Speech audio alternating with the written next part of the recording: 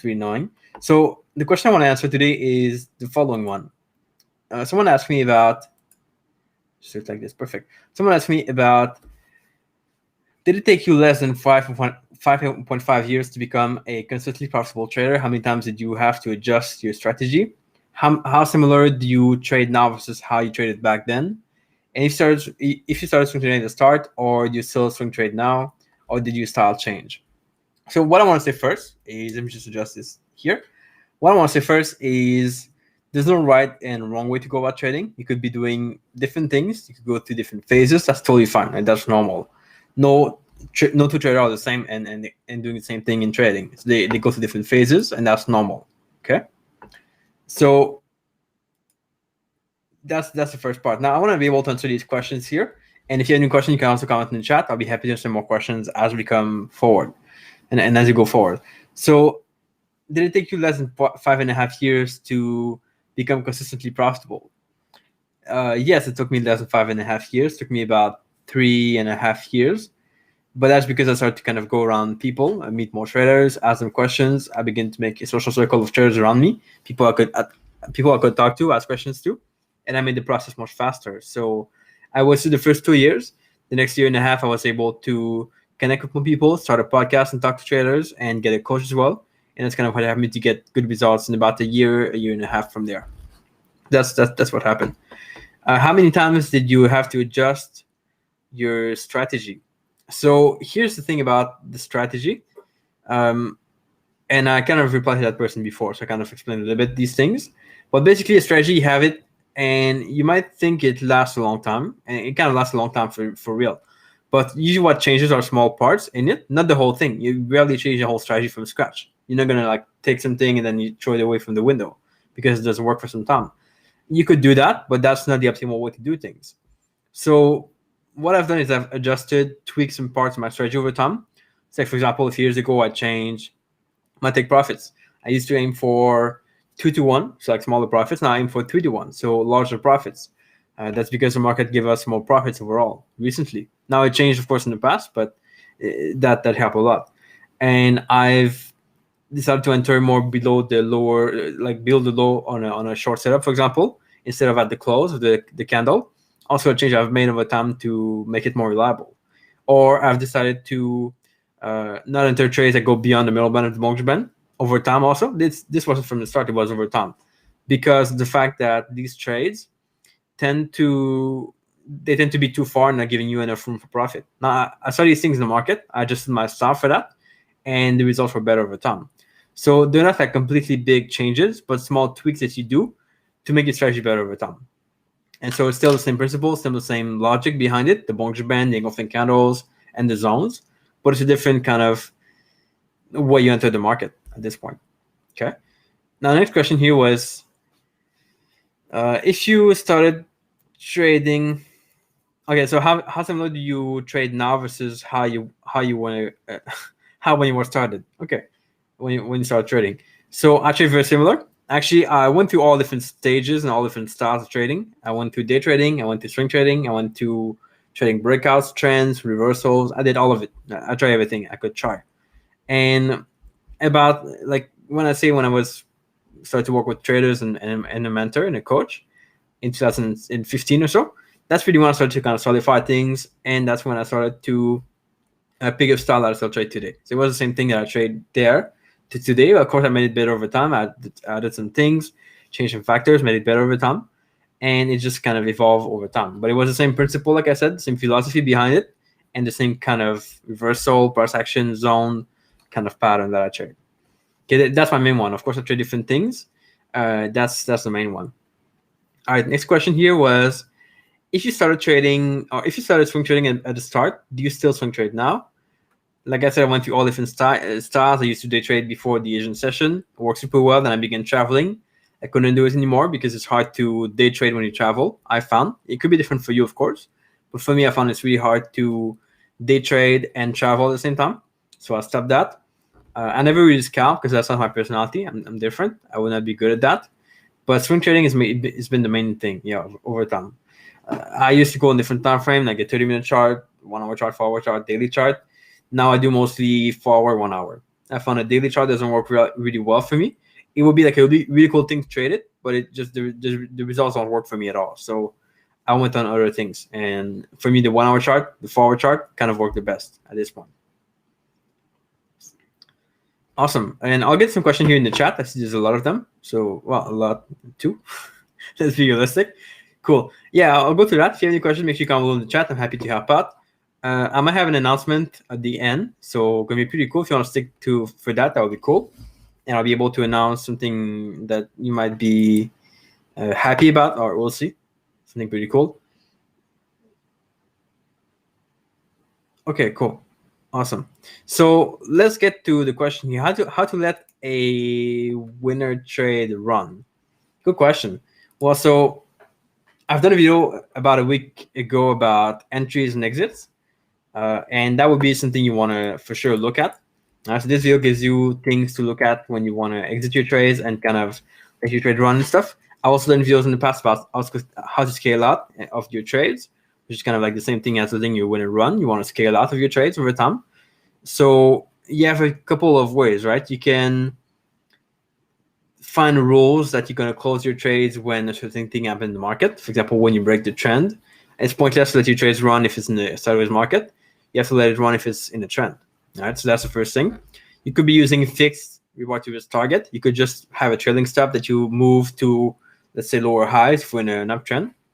So maybe you can have some example of that here, because I know that's better on charts. Give me just a second here.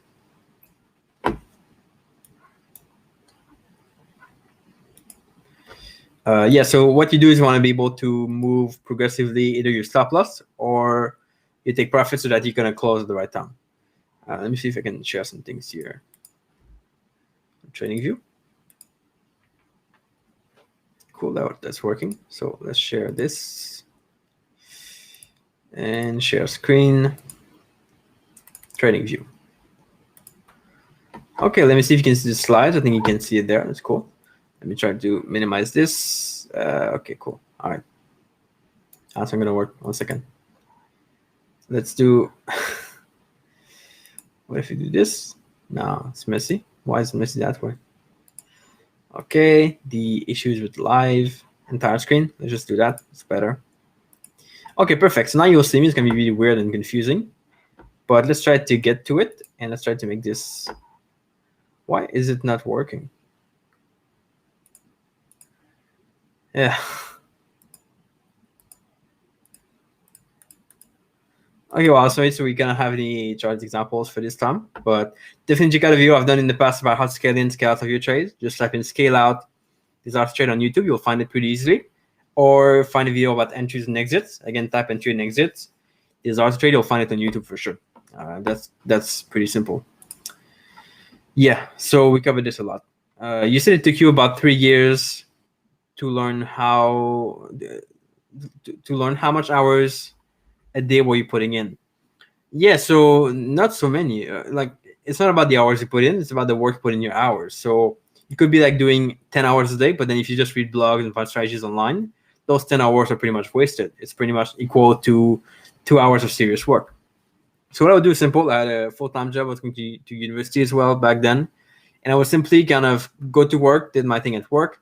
I would wake up pretty late at 5 a.m. to just be able to exercise, do things on the side, then go to work. Come back from work, I would have like dinner, and then I would go to work after on my own trading. So I would take like a 3 hour or 4 hour in the evening to work on my trading only, and that's kind of what I've been doing for a long time back then. Same thing when I was studying in university. I would go to university in the morning, come back, or whichever schedule I had. I would have at least like 3 to 4 hours of trading time, but trading time in terms of like learning, practicing per day or so. So not that many hours, but it's still something that you have to do. If you do it like consistently over time, over like a year, this is a lot of time. And the thing is, most people now, they spend this time on like TikTok or whatever, which is insane. But you can do much better things with your time for sure. What was the hard part for you to master? It's a tough question because so many hard parts, in my opinion, of things to master. I'll give you a few. So one was being able to understand the market, like how the market behaves, when to trade what, how to not rely just on indicators, but on how the market moves, the market phases first. to place trades. That was a big one that I had to learn for a long time. How to not get triggered or not get stuck in action patterns and thought patterns, like your mindset, your psychology. All right, so I used to have like these really good runs.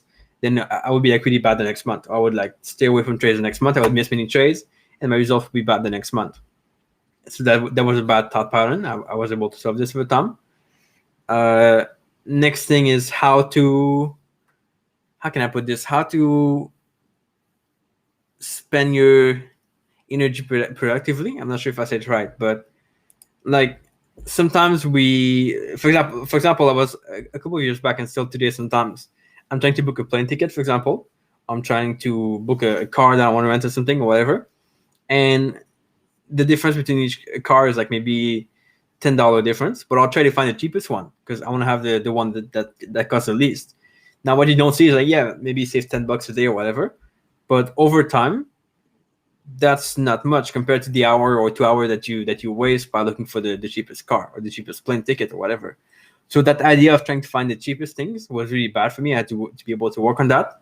And it's not just trading related; it's most like in different things. But if you always try to find the cheapest thing, right, you'll be able to you enter in markets that are either too crazy or not ready yet to reverse. You'll be trying to find the cheapest calls, which is bad for traders. You'll be trying to find the cheapest cores, which is bad for, of course, getting results. You'll be trying to, or you'll be wasting time trying to find the cheapest things where you could be investing that time in better things. That was a tough one. So yeah, those are 3 things. There could be more, of course, but those are 3 things I had a hard time to master.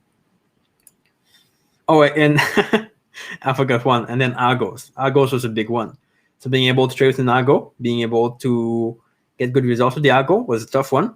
Now, keep in mind, the algo was the same thing that I was trading before manually, like the same thing. But when you do an algo, you have a learning curve to go through as well. So you begin with, like, you code things and it kind of works fine, but then you find out, oh, you forgot this part. Oh, you forgot this part. Things that you think normally when you trade manually, but they're not in the algo yet. So you have to kind of put them again after. And that took a long time. It took about like almost a year for me to be comfortable with using the algo for my trading because I had like all these things missing. The algo was taking correlated trades or 2 trades in the same pair at the same time because there were different time frames, or the algo was just not getting out at the right time, or entering when the candlestick was super small, like really tiny, but the algo wasn't entering anyway, which you wouldn't do when you're trading manually. So all these things have been really tough, really hard to master. So if you're in trading right now and you kind of start to learn, don't think there's gonna be like one hard thing to master, then you'd be good to go after. It's multiple things that are hard that you gotta master, and then you have results after. It's never only one thing. It's impossible. Cool. Second born says I work and trade part-time. That's good. Awesome. Do you have a daily goal, or you trade as the setups? Yeah, I have no daily goal. I just trade as a setup happening, and that's it. I think there's no point to have a daily goal because you cannot really control it. Sure, you could work harder, you could like be more in from the screens, but it doesn't mean you make more money. It's not like when you do different things. Like for example, in sales, right, you could do more sales calls or you could do more sales or whatever, and you'll be getting more results. In trading, it's not really how it works. You could be doing more trades, but you can make also less money by doing more trades. So I don't have any targets. I think it's kind of ridiculous at this point. Which market do you trade? I trade Forex. I trade about 15 pairs. I wish I could show you my screen now, but I tried before I couldn't for some reason today. So I trade 13 pairs now. Most of the majors, some crosses, some minors, mostly that. Some Bitcoin cryptocurrencies, but that's something new. So I'm still trying to master it for now. And what indicator I use Bollinger Band mostly, and a bit of RSI sometimes for a different strategy. The other strategy I have is only price action. So yeah, these 2 indicators are the best for me. How do you go about creating your own strategy? Good question by, who's it, Brennan here? So I've done a whole video on that in the past, how to create your own strategy. You can watch this. I also have a course about it that I've done, like a 2 or 3 hour training. No, it was like a 4 hour training on that. That could be something useful. Just search my video about it, how to create your own strategy. Basically, what you do is simple: is you have to do an exercise where you find out all the things you know about trading. Like, because usually most people who are trading for at least 1 year, They know so many things. They know all these tools, all these indicators, all these tips, all these tricks, but they cannot put them together, right? So what you gotta do is you gotta find out everything you know, put all of them on paper. Then you gotta break them down into the right category.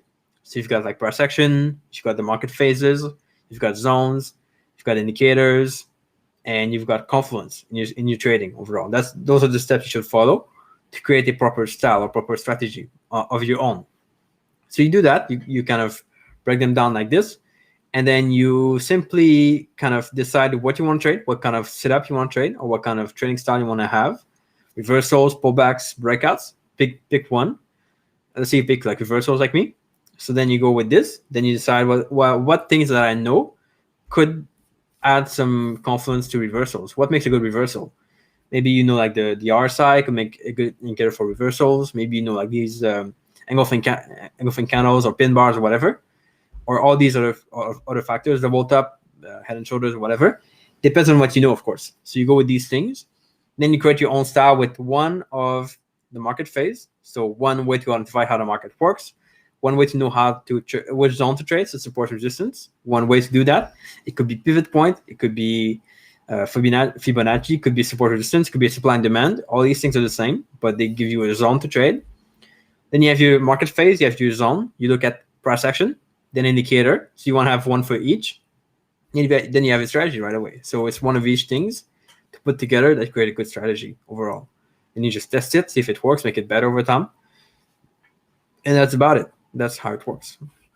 So check out my video on that though, because it's gonna be more detailed than now for sure. Now it took like 1 minute to explain that. So yeah, it's gonna be much more detailed. Do you trade any exotics? Good question. Well, that's something I want to get into at some point. Although it's really hard to master, it's really different. This pair is insane. Some pairs are manipulated by the government or different things. Maybe not the best thing to trade, but I want to get into it, see how it can be done, what things you can trade there in the exotic pairs.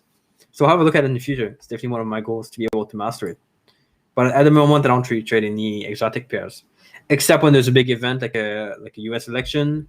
I might trade the U.S. Mexican pesos, or when there's something special about like the economy, I might trade something different. Like when the Hong Kong dollar reached like a low, I was able to buy that. That was pretty good. So yeah, these kinds of things are interesting to do sometimes. But it's like just a small portion of my capital. It's really little. What is the best way to control your emotions? Any exercise? Rahul, good question. We have a lot of video on the channel here with Mandy Prafsanjani, who is a trader psychologist. She knows a lot about emotions. And one thing she'll tell you for sure is that you cannot control your emotions. It's impossible. Like you cannot just say, like, let's say you get sad, you can say, oh, I'm not going to be sad. I'll control that and not be sad. It's impossible. You cannot do that. You cannot tell yourself, oh, now I'm not going to be hungry. When you're hungry, it's impossible. You cannot tell yourself that you won't fear, because you cannot. It's impossible. So what you got to do is you got to learn to deal with it. And that's where breathing comes in. That's where some breathing exercise come in. That's where meditation comes in. That's where journaling comes in. Journal about your emotions, what you feel, why, all that stuff is going to be able to internalize it better and not kind of act on it. So all these things are important. So journaling, meditation, breathing are the best 2 things you can do, and visualization to be able to control, or not control, but to be able to deal with your emotions overall. And then you have to research on these things. I'm not a psychologist myself. I know nothing about this. I just practice it myself. I've got coaches that taught me this, and I've been able to use it for my trading myself, but I don't know about how they work. You got to do your own research. Okay, here, what do you think is better between a trading stop loss or a fixed take profit? It really depends on your style. It's impossible to tell like this, like which one is better. It really depends. So a trading stop loss, the bad part is that you have price that could pull back, and unless you put your trading stop loss like below a low or beyond a high, if you short, it's really hard to place it right. Like you cannot just have a fixed 20 pip stop loss or a trailing 20 pip stop loss. It's really kind of not logical. It doesn't make sense. So you got to put it below a low when price moves up, and then you can move your stop loss like this over time. I really like doing that. That's good. But sometimes you can be in a situation where you get out way too late and it's like pull back a lot. So it could vary. Fixed take profit for me is better peace of mind. Don't have to manage it. Don't have to play with it. You just put it one place, then you're done with it. If you do some testing, the fixed take profit is good because you know what is the optimal level for your strategy. But if you don't do your testing, it's going to be hard to know which one is the best. So I would say it depends on what situation you're in, how long you've been trading, what works best for you, and then you can go with that. But it's really two different things.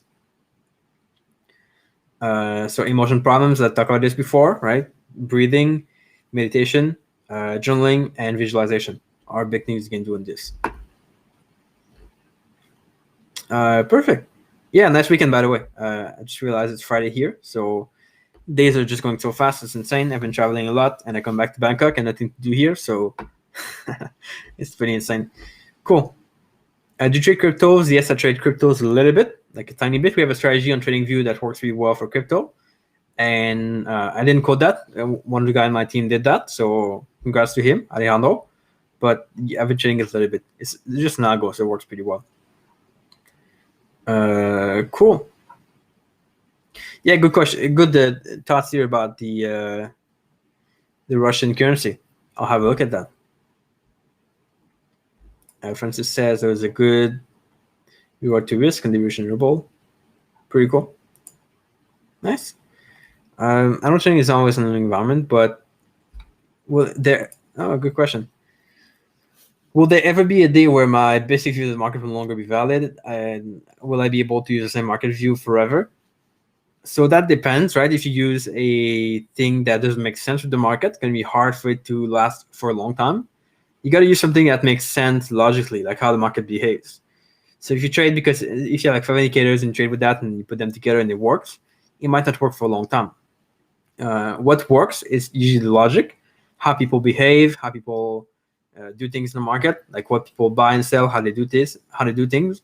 In the end, it's all about like people psychology, right? So if you can learn that and master that, how people do things, how people manage money, then you'll be able to know how they do things, and it's going to probably be always in the market. Although algos are coming in for sure, and AI is going to replace a lot of that, but still, you can always figure out how things move and adapt to it, I think. So there's still things that are really hard to do with AI and algos at this point. So maybe you'll adapt, you'll change things over time, but it's going to be pretty much the same, I think, over time. What are your opinions on prop firms? I like prop firms. Not all of them are good. Like there's a lot of them coming up right now. Some are really close to being pyramid scheme, in my opinion, where I won't say any name, but they give you an account and then you trade a demo account, but they pay you with the fees of other people who join the prop firm. It's kind of weird, but some are better, of course, than others. Some are really good, and they give you a real live account. They pay you profits every month. That's good. So yeah, it depends. If you find a good one, which we have done interviews with many in the past, you can check this out on the channel, and these would be good. Cool. Yeah, so good, really good point here. Tristan is saying, okay, so I trade market structure, and I see the market in terms of human repeat themselves. Yes, for sure. So I should be good in the long run for looking at the market. Yeah, I think so. Unless there's no human in the market anymore, then you're probably going to be still okay. But if there's no human, it's going to be a different thing, of course. Then you got to learn to develop your own algo maybe. But yeah, I think it's not going to happen tomorrow anyway, and probably not next year either. So it should be good to go. Yeah. Awesome. So I love your question, guys. I think it's been useful, and I've delayed this live for a while, but I wanted to answer these questions here live. Hope you like it. Give a like to that video today. I would really appreciate that. If you have any topic you want me to cover, leave it in the comment section. I'll be happy to do more videos on that in the future. And I'll catch you back here in the next video pretty soon. Ciao.